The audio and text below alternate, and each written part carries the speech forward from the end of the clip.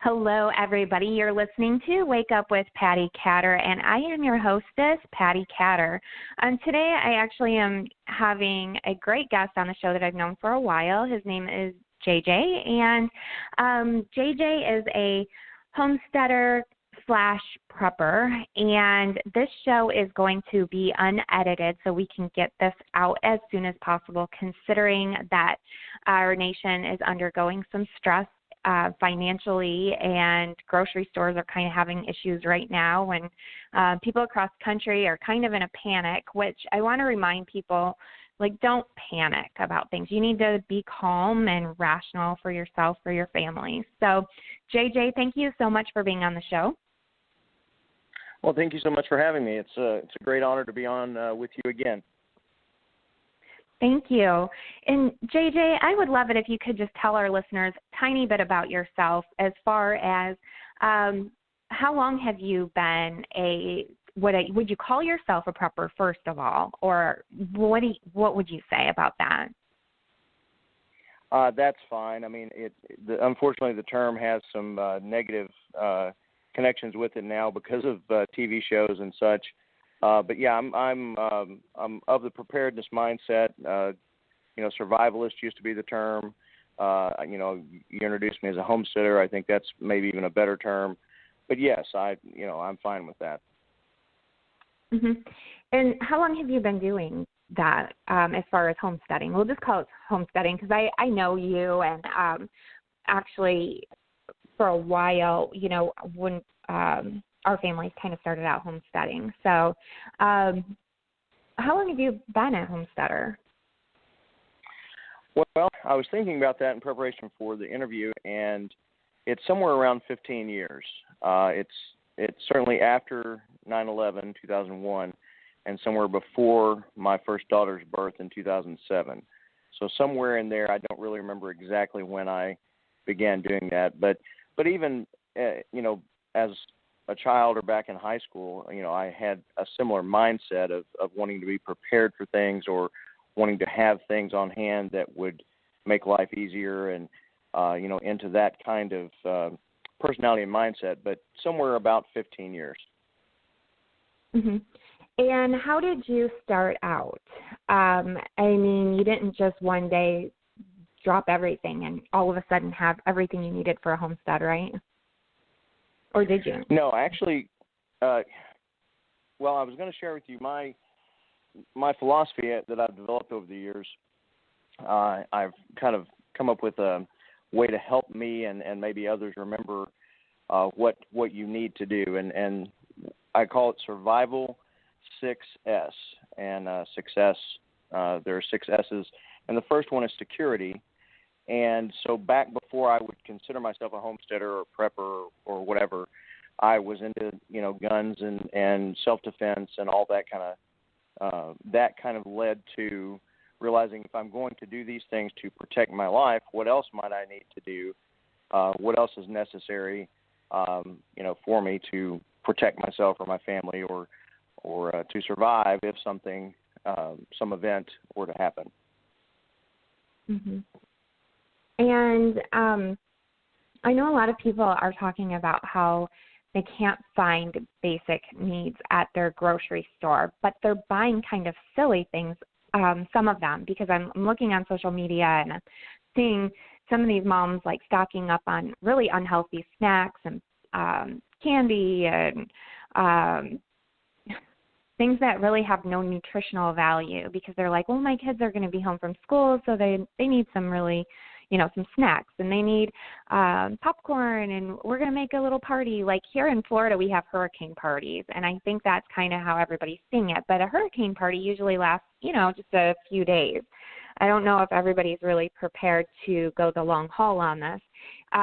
So what kind of foods off the top of your head can you think of that would actually be nutritionally important?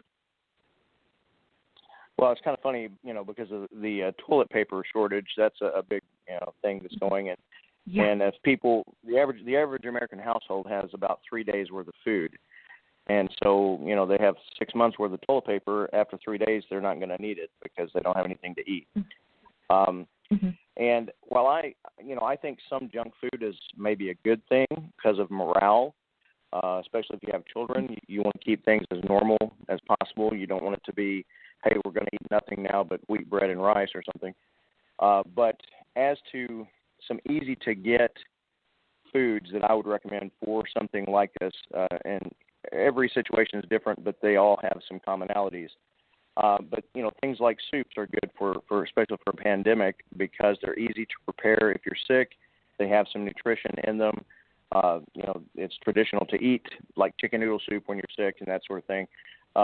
Something more hearty would be like beef stew, canned ravioli, those kinds of canned goods. Now that's not a long-term prepping type food. That's not a bug-out backpack type food. But for the shelter-in situation that we're having now with the pandemic, those kinds of things are good things to have. But also have some canned vegetables, canned fruits, and along the unhealthy route, things like pancakes. You can do spaghetti, macaroni and cheese, things that are reasonably shelf-stable, not long-term. I'm not talking 20 years, but, reasonably shelf-stable, have some calories, have some protein, obviously canned tuna, canned chicken, things like that. Things that, we kind of eat in our diet anyway, just maybe in a little different form. And, obviously peanut butter, peanuts, kinds of things have high protein value, last a long time. But again, when this began to happen, my family, we have long-term food storage for certainly more than 6 months. And so I still went out and I didn't panic buy, but I bought some things that would supplement if we were shut in to our homes for 2, 3, 4 weeks. We would have something, not just rice and beans to eat. And again, some of those things were, Doritos and candy bars, just again for morale purposes. Mhm. What's funny is I caught myself about a week ago. I ran to CVS and I was just getting a couple of things like I needed some more hand soap just because I needed hand soap. I didn't buy bulk. But when I was in there, I passed the Cadbury eggs. And I was like, oh, my gosh, I have this thing for Cadbury eggs. Just like once a year, I always have like one or two. But I did pass them this time because I was thinking, you know what, I need to be extra healthy right now because I can't afford to get sick was my mentality on that. So I did pass the sugar, and I actually have been eating more healthy right now, especially because I think that it is important to try to, boost our own immune systems as naturally as we can. Do you ever think about vitamins? I really don't take vitamins. I hear some people are saying, yes, take them. Other people are like, you don't really need them if you're eating well balanced. What is your thought on that? And I know you're not a doctor, so I want to throw that out there too. You're right. Yeah, my doctorate is not in medicine. In fact, my doctor does not really believe in over-the-counter vitamins. So just to say, but we have been taking vitamins for 3 or 4 years now, some fiber and different things that will help your system. And I've, been very healthy, and I can't say it's a direct correlation. I was sick here in February, and that was the first time I've been to the doctor in 3 years. So, I don't know, but I do think there's some value. I know that, doctors do prescribe vitamins like prenatal vitamins and different things that do seem to have a benefit. Certainly the vitamins, if they do get into your system, would have a benefit. But I think some of the controversy is whether, you're taking them and they just go through your system and they give you no value. But we've seen, some productive, maybe placebo, I don't know, but we've seen some good benefits from taking vitamins. And when I was in a box store this past week, I was going to get some more vitamin C, and they were, sold out. I mean, it was one of those items that everyone had decided to stock up on. So, I encourage vitamins, but, as a layperson, but I can't say for sure that they do any good. Mm-hmm. I have a question about water. I was talking on one of my episodes about how people, if they choose, they can use expired water for disinfecting and things. But then on the other hand, after I did that show, I had talked to some people and they say that it's okay to drink the expired water. And I tried Googling and finding information about that. Do you have any input on that? Because I had been told when I was growing up that drinking expired water was bad because the plastic is onto the water or something if it sits there for too long. But then some other preppers that I know said, no, you can drink it as forever. It doesn't matter. The taste and the color might be off, but it's still fine to drink. Have you heard anything either way? Actually, I've heard both sides, and I tend to go with the water is water and that it'll be good, and there's not the plastic leaching and all that, assuming it's in a approved container. It's not stuck in something that's going to be rusty or not. If it's food grade plastics, if it's 2-liter bottles or regular water bottles or some kind of water container, I would trust it. If you're going to do long-term storage, there's things you can look up about maybe adding a little bit of a few drops of bleach to it to help with if there's anything in there. We use water filters, Berkey filters and Sawyer filters. That's going to take a lot of stuff out. Of course, you can always boil water. I recommend, from the homesteading perspective, having a well if you're able to do that. Well water is always good, and you don't have to treat it and so forth. But water is important because of the rule of threes. 3 days without water, and you can die. So having a source of water, and in this pandemic where people are sheltering in place, I don't expect that utilities will break down.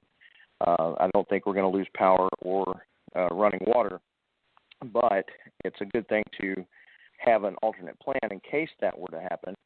That you would have water access or a way to. I was told something that was sort of funny to me the other day. One of my friends said, "Hey, did you hear that the virus cannot live in heated areas? So some people are taking a hair dryer, and get this." He said that they're putting it up by their nose and mouth and breathing in the hot air. I think that's probably one of the funniest things. There's a lot of interesting ideas that come out when something like this happens. There was something I saw about gargling salt water that would kill it, and people have started to sell fake test kits online and fake remedies. It's probably better to listen to your doctor, listen to the experts, and you need. Viruses are pretty tough. They're pretty resilient. They last in the Middle East where it's hot all the time. They last in other climates. This idea that we can, put a little bit of heat to something and kill it is interesting to me. But listen to the experts and what they say. Even hand sanitizer. People are making their own hand sanitizer and so forth. People are using drinking alcohol. Which I understand if it's more than 60 proof, it actually does disinfect. But you have to be careful because there's a lot of wrong information out there. Yeah, I can imagine people just sitting there drinking some vodka, like, oh, I'm killing the germs, but that's going to kill your liver. Medicinal purposes only, right? Yeah. Right. Thank you so much for being on the show, JJ. I do appreciate it. Is there any do you have any last tips or anything for our listeners who are out there who, I know some of them are really worried, and so I'm trying to just put everybody's mind at ease a little bit. Is there anything that you can give our listeners to hold on to? Well, I would like to finish my survival success just to get that out there for people to think about. Yeah. The 6 S's are security, shelter, supper, which is food and water, self-aid, sanitation, and signaling. And if you cover those areas, you're going to be probably okay. They follow the rule of threes for survival, that you can look those up. And it gives you kind of a target to go for to cover these areas because people don't think about this in their everyday life because we have it so easy.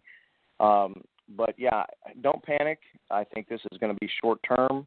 I don't think it's the end of the world. I don't think it's going to be as big as they're making it out to be. I'm surprised it's done as much as it has. It is even in my little small town. It's closed our restaurants. It's closing my business. It's closing, canceling all kinds of activities. But I think it's a short-term event. I don't think there's any need for panic. I think right now the supply chain is still in place. You can still get most things at grocery stores. The restaurants that are closed, you can still go get takeout if that's important to you. I think that the stock market, I'm hoping, is going to rebound. It's up today about 500 or 600 points so far. So I think, calm down, relax, maybe get a few things just in case, and maybe this be a wake-up call, because these kinds of things could happen again and they could be worse. And so maybe begin to think about having some things on hand in the future, so that you don't have to panic buy, so that you don't have to worry about it, because that's what this kind of lifestyle is about. It's about peace of mind. It's kind of having insurance against emergencies. Absolutely. Absolutely. Well, thank you so much. Stay safe and keep in contact. And thank you to all of the listeners out there. The next guest that I have on the show is going to be a guy named Jay Smith. He's a retired Navy SEAL, and we're going to also be talking about preparedness with him. So, JJ, thank you again for being on the show, and thank you to all of my listeners out there. And everybody, just stay calm. And like a good friend of mine always says, just take time and breathe. Thank you for listening.